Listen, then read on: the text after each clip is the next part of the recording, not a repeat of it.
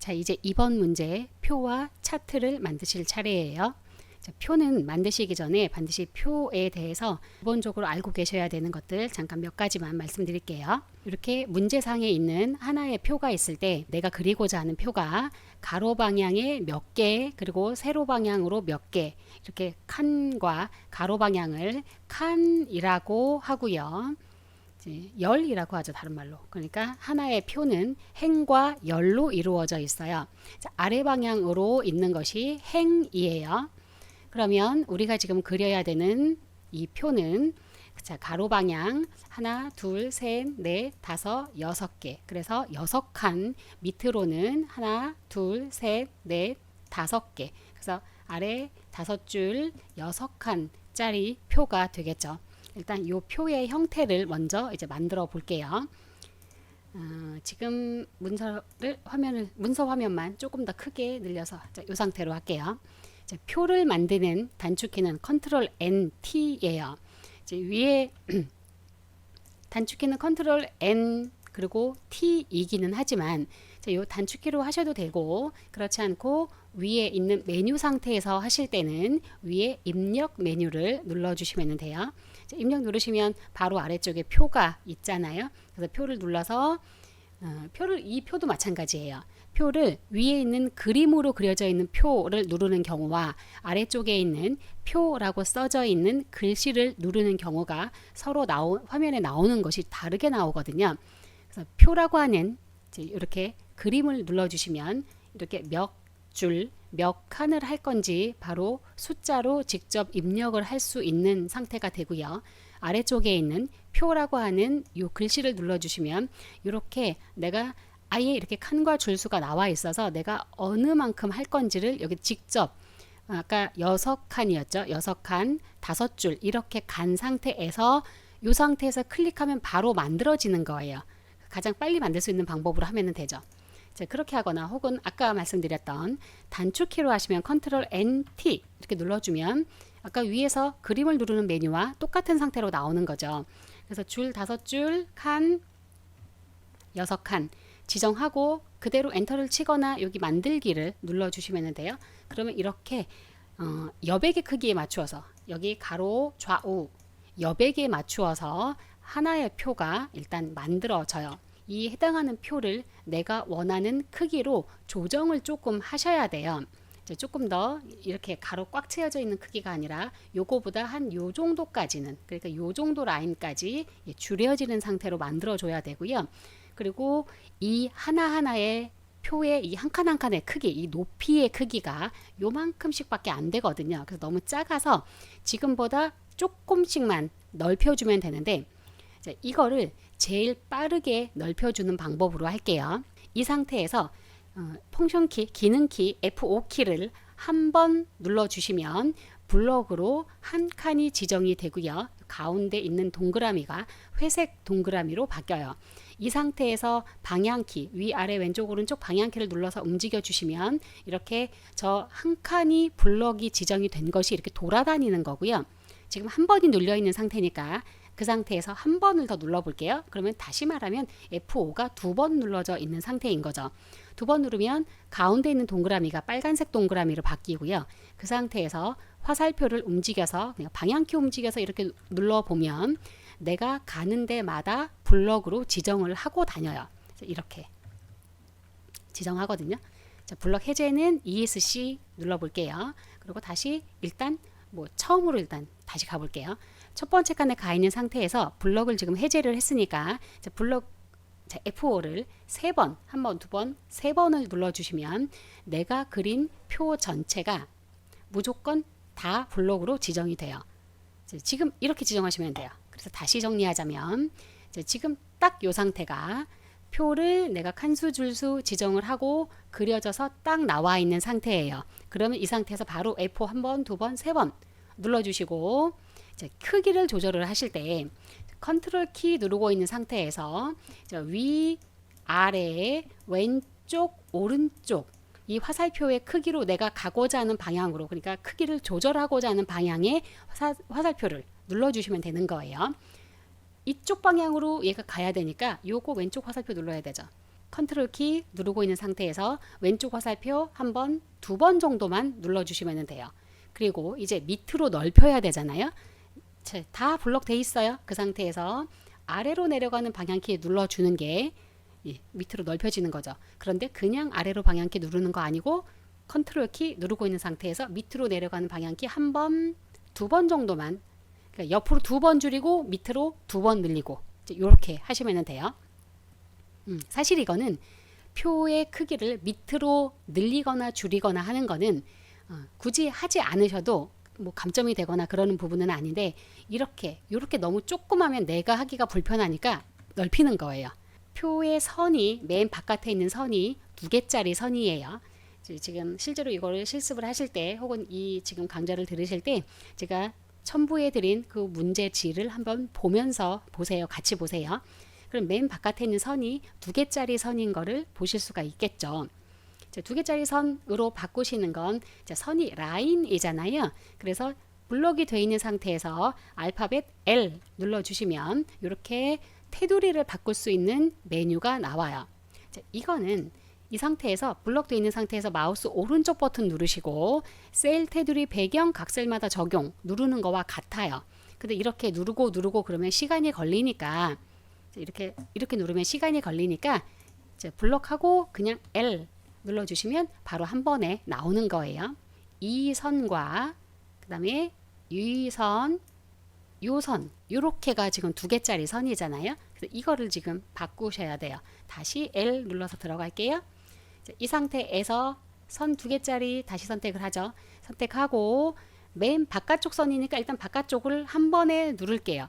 이거를 위, 아래, 왼쪽, 오른쪽 이렇게 네 번에 나눠서 눌러도 돼요. 요거 왼쪽, 오른쪽, 위, 아래 눌러도 되지만 어차피 바깥쪽이니까 그냥 바깥쪽 한 번 눌러줄게요. 누르고 일단은 설정을 하셔야 돼요. 일단은 얘를 동시에 아까 그 안쪽에 있는 선도 두 개짜리로 바뀌어져야 되는 부분이 있었잖아요. 근데 그것까지 동시에 할 수는 없어요. 그래서 일단 설정을 눌러올게요. 이 상태에서 우리가 해야 되는 부분은 요 선이잖아요. 내가 이 부분을 블럭으로 지정을 하면 오른쪽 선을 두 개로 바꾸는 거고요. 만약에 이렇게 블럭으로 지정을 하면 왼쪽 선을 두 개짜리로 바꾸는 거죠. 근데 이제 이번에도 이렇게 눌러서 아래쪽 선을 두 개로 바꿔주시면 되는 거예요.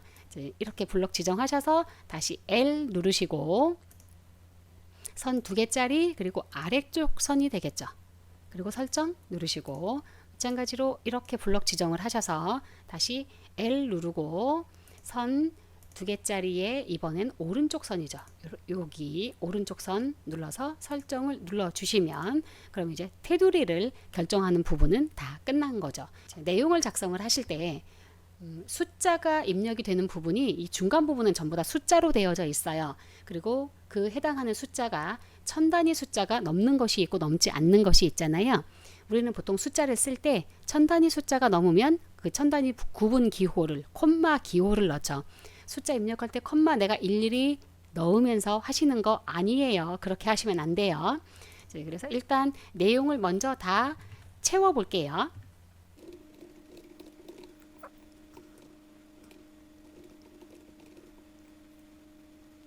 숫자는 콤마 없이 그냥 다 채우시면 돼요. 입력을 하실 때 가로 방향으로 이동하시면서 숫자를 입력하는 것보다 아래 방향으로 이동하면서 숫자를 하시는 게 더 빨라요.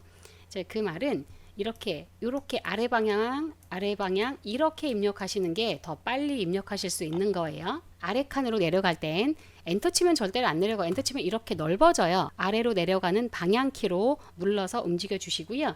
이런 숫자를 입력할 때 키보드의 오른쪽 부분에 보시면 이렇게 계산기처럼 생겨져 있는 그 형태의 숫자 키가 있잖아요. 그 숫자를 눌러서 하시는 것이 빠르게 하실 수 있는 방법이에요.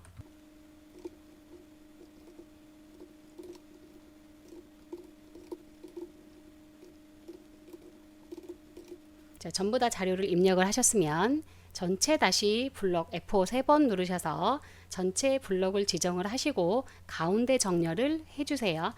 일단 정렬은 두 번에 나누어서 하셔야 되는데 가운데 정렬 해주시면 전체가 다 가운데 정렬로 가겠죠. 그 다음에 숫자가 있는 부분은 가운데 정렬이 아니라 오른쪽 정렬로 되어져 있어요. 그래서 숫자 있는 부분, 여기 아무것도 쓰여져 있지 않은 부분까지 다 지정하셔야 돼요. 거기는 지금 계산을 해내는 방법으로 숫자를 채워야 되는 거라서 이렇게 다 숫자가 들어갈 부분 블럭 지정하시고, 여기는 오른쪽 정렬 해주신 다음에 정렬은 여기에 있어요. 예, 혹시나 정렬을 어디에 있는지 모르시는 분들이 계실까봐 정렬에 양쪽, 왼쪽, 가운데, 오른쪽 이렇게 정렬을 해주시면 되고요. 아까 천 단위 컴마 찍어주는 기능을 넣어줘야 돼요.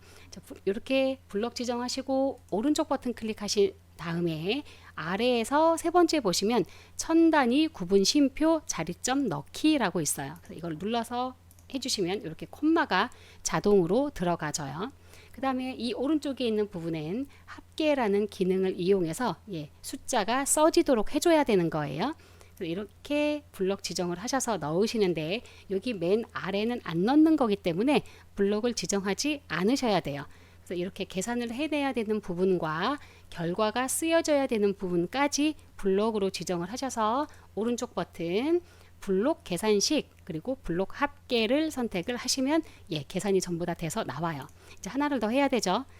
여기 맨 아래쪽에 클릭하셔서 블록 한 칸 지정하는 거 F5 키였어요. 영문자 L 누르셔서 대각선을 넣는 건 그냥 여기 테두리에 있지 않고요. 그 옆에 탭을 보시면 대각선 탭이 따로 있어요. 그래서 이 이렇게 두 개를 각각 지정을 하시고 설정 눌러주시면 이렇게 대각선이 채워져요. 그 다음에 여기 노랗게 되어져 있는 부분이 있죠. 이렇게 블럭을 지정을 하신 상태에서 이 안에 노란 색깔로 채우는 부분은 이 윗부분에 보시면 표 채우기라고 있고요. 얘를 옆에 삼각형 눌러주시면 여기 내에 있는 노란색 보시면 여기에 지금 노란색이 있잖아요. 다시 볼게요. 색깔이 굉장히 여러 색깔들이 있는데 이 라인에 표시되어져 있는 색깔이 이게 표준 색깔이에요. 빨간색으로 채우라 그러면 여기 있는 빨간색, 파란색으로 채우라 그러면 여기 있는 파란색, 노란색은 요 노란색, 요 라인에 있는 색깔로 채워주시는 거예요. 그래서 눌러서 노란색, 요 노란 색깔을 눌러주시면 이렇게 노란 색깔로 채워지죠. 이렇게 여기까지 하시면 표의 기본이 끝난 건데 아직 문제를 우리가 한번 아직은 안 봤잖아요. 그래서 문제에 있는 거대로 이제 요거를 맞춰서 수정을 해 줘야 되겠죠. 문제 한번 보시면 표 안에 있는 문제를 띄워놓고 한번 보죠. 이렇게 볼게요. 문제를 보면 여기 윗부분에 여기 있어요. 이 표 안에 들어져 있는 글씨체는 전체 10포인트, 지금 10포인트로는 만들어져 있는데 폰트가 맞지 않죠. 글씨체를 도둠체로 바꾸고 아까 정렬은 다 끝났으니까 그리고 노란색 채우는 것까지 했어요. 이거 다 했는데 여기 캡션 기능을 아직 안 넣었어요. 그래서 이제 폰트를 도둠으로 바꾸는 거, 캡션 기능 넣는 거 이렇게 두 가지를 더 해야 돼요. 이제 F5 3번 눌러서 폰트를 도둠으로 바꾸라고 하잖아요. 그러면 여기에 볼게요. 폰트 바꾸는 건 여기에 현재 함초롬 바탕이라고 써 있는 부분이 이게 폰트예요. 글씨체 바꾸는 부분. 그래서 얘를 이제 눌러서 우리가 폰트를 바꾸는 게 계속 나오는데 이거 바꿀 때 옆에 있는 삼각형 버튼 눌러서 여기 중에서 이 쭉 나오는 것 중에서 우리가 지금 도둠체를 골라야 되잖아요. 그러면 이거 이렇게 왔다 갔다 하면서 도둠체 어디 있나 이렇게 고르면 시간이 너무 오래 걸려서 안 돼요. 그래서 이제 폰트를 바꾸는 가장 빠른 방법은 여기 현재 함초롬 바탕 클릭하시고 도둠이라고 쓰고 그냥 엔터를 치시면 돼요. 엔터. 그러면 바로 이렇게 도둠체로 바뀌잖아요. 한 가지 주의하셔야 되는 건 대부분 이 문제에 폰트를 바꾸는 건 궁서체, 굴림체, 도둠체 요 정도쯤이 나오는데 이제 궁서와 궁서체, 굴림, 굴림체, 도둠, 도둠체는 다른 거예요. 그 체자가 붙어져 있느냐, 붙어져 있지 않느냐를 잘 보셔서 맞는 걸로 바꿔주셔야 돼요. 도둠으로 바꾸라고 했는데 도둠체로 바꾸면 감점 되는 거죠. 캡션 기능 넣는 건 표 자체를 선택을 하셔야 되는데 표의 맨 바깥에 있는 부분을 마우스로 가서 클릭을 하시고 오른쪽 버튼을 눌러주시면 여기 캡션 넣기라고 나와요. 그래서 캡션 넣기 클릭하시면 이게 이렇게 아래쪽에 표 1이라고 들어가고 이제 일단은 그거 신경 쓰지 마시고요. 캡션에 내용을 작성을 할게요. 자, 요게 캡션의 내용이에요. 요 내용. 그런데 지금 우리가 캡션을 넣기 위해서 선택을 한 걸 보면 여기 아래쪽에 요 위치에 써지잖아요. 일단은 그거 신경 쓰지 마시고 내용을 작성을 하시면 돼요. 자, 여기에 이렇게 내용을 다 작성을 하시고 전부 다 블럭 지정하셔서 얘도 도둠으로 바꿔 주셔야 되죠. 현재 우리가 캡션을 넣었는데 이 캡션에 들어있는 표 1이라고 하는 게 필요가 없잖아요. 그래서 그거는 번호는 이렇게 지워주세요. 테두리 있는 부분에서 더블 클릭하시면 이렇게 표의 속성으로 들어와져요. 우리가 캡션을 조정하러 들어온 거기 때문에 두 번째 있는 탭 옆에 캡션 탭으로 들어오시고 지금 우리가 넣은 저 캡션이 표의 어느 위치에 넣어야 되느냐인 거예요. 느낌이 여기 있는 것 같으시잖아요. 여기가 아니라 이 윗부분에 있는 가운데 거를 선택을 하셔야 돼요. 자, 여기를 선택을 하시고 설정 누르시면 일단 위로 올라가죠. 캡션 있는 부분을 클릭하시고 오른쪽 정렬을 눌러주세요. 그래야 이렇게 오른쪽으로 맞춰져요. 이 상태로. 자, 차트는 다음 회차에서 할게요. 수고하셨습니다.